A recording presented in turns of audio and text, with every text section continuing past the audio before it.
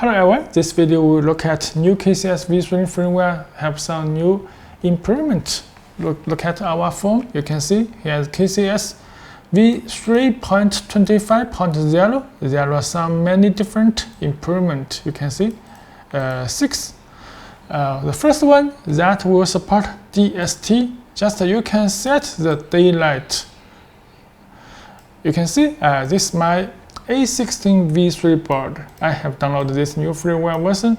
So you can see this have a new function, a tier system, and you can set this option for DST. You can enable for US, for Europe or customer. Click the US. You can see the default have set at here, and the Europe at here, and also you can click customer size. You can choose which start and which end of the DST. So you can see and our. So this is a new function we have added for the first one. DST will support. And the second, the Wiegand protocol, we have support multi-channel. That means you can see it here, the protocol and the Wiegand, and you can see if you have enough free GPIO, you can enable first one, free GPIO for D1 and for D0. You can choose this one. Because my A16 v3 board only have 3 free GPIO, but if you use the other board, many have many free GPIO, so you can enable the first Wiegand device and the second Wiegand device and the third Wiegand device. So you can see that's just according to your free GPIO number.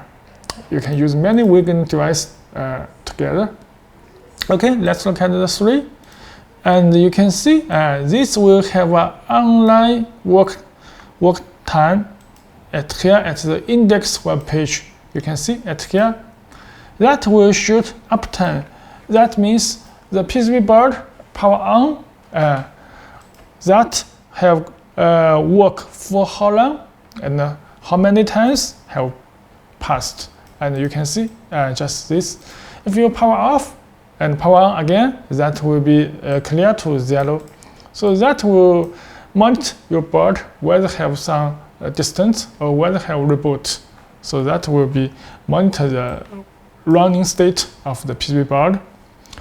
Okay, let's look at the fourth. You can see that will support the third part Modbus sensor by Modbus protocol. You can see it here, the sensor menu. Before you can choose this sensor have already defined in KCS web page, KCS firmware, but this time we have added this Modbus. So you can integrate any Modbus sensor to KCS web page. So you can see if you have integrated a temperature sensor or humidity sensor or water level sensor or any analog sensor just used by Modbus protocol, you just click edit and you can set the Modbus sensor slave address and the function code which register you want to the function code 04 or 03. So and the start of the register address, sometimes we can read from 1, and this is date type.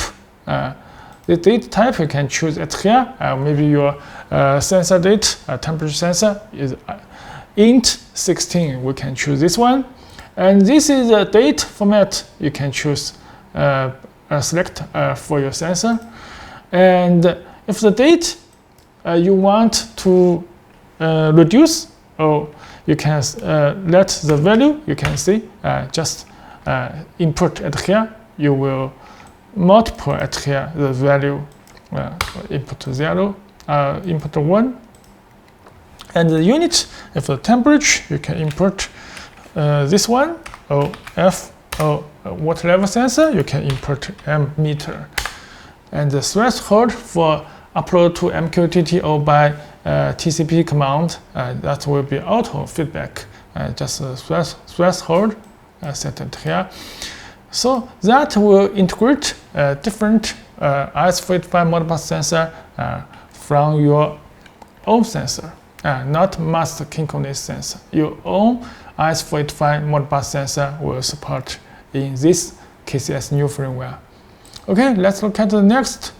That you can set the IR signal to all free GPIO, such as if you have used Age 8 or some IR controller have different free GPIO for IR send.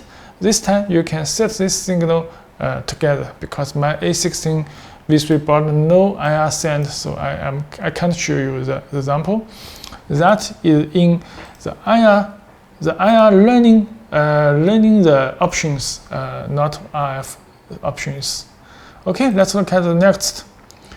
We have added the MQTT force update options for Home Assistant, and you can see just protocol generate, and you can see this have a new option, force update. So that will force update MQTT message to Home Assistant if you just enable it.